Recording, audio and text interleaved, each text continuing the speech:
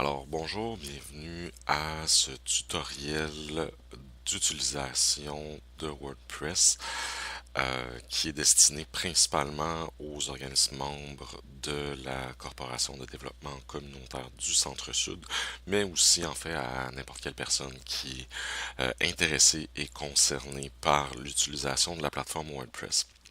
Donc, ce qu'on va voir dans ce premier tutoriel, c'est vraiment la notion de base qui distingue les contenus statiques et dynamiques sur un site WordPress. Donc, principalement, d'être capable de faire la distinction entre une page et un article. Donc, si on regarde ici le site web de la CDC Centre-Sud, on se rend compte qu'on a ici un menu principal qui donne accès à différentes sections, dont la plupart sont des pages. Donc, j'ai pris ici, à titre d'exemple, la page équipe et conseil d'administration, qui est déjà ouverte ici. Donc, on voit que la page présente, bon, d'abord les membres de l'équipe de la CDC ainsi que les personnes qui siègent sur son conseil d'administration. Donc, c'est une page assez simple. On se rend compte qu'en fait, sur une page, on va inclure ou incorporer des éléments de contenu qui sont plutôt statiques, qui vont relever un peu d'informations générales par rapport à notre organisme, puis qu'on ne viendra pas modifier très souvent. Mais bon, la page est toujours modifiable, mais typiquement, c'est des contenus justement qu'on va qualifier de statiques par rapport aux contenus dont on va dire qu'ils sont dynamiques, soit les articles.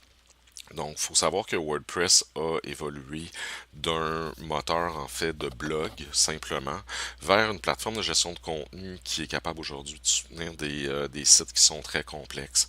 Donc, en fait, ce que les articles vont servir à finalement publier différents types de contenus à la chaîne.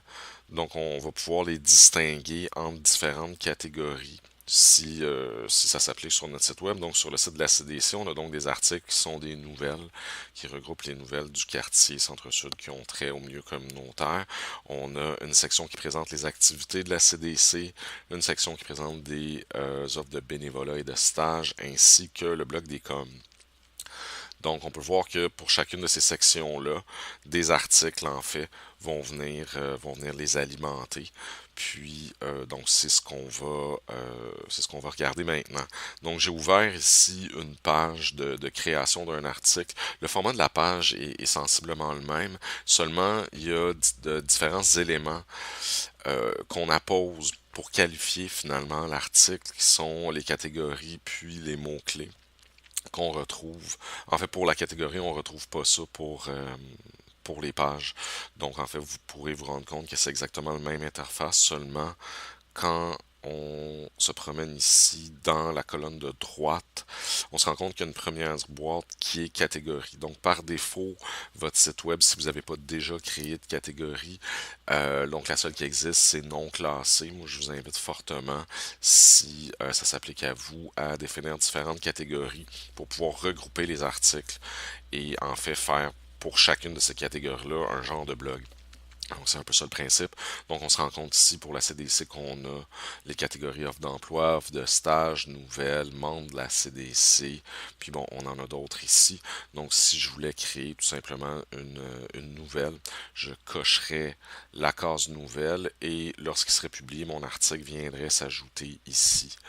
Donc, c'est le principe, en fait, là, du contenu dynamique sur un site WordPress.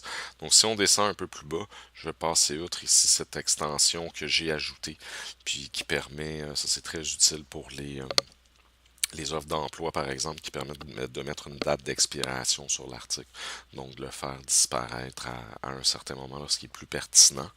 Donc, on va se rendre compte ici qu'on a une boîte pour ajouter des tags ou des mots-clés en français.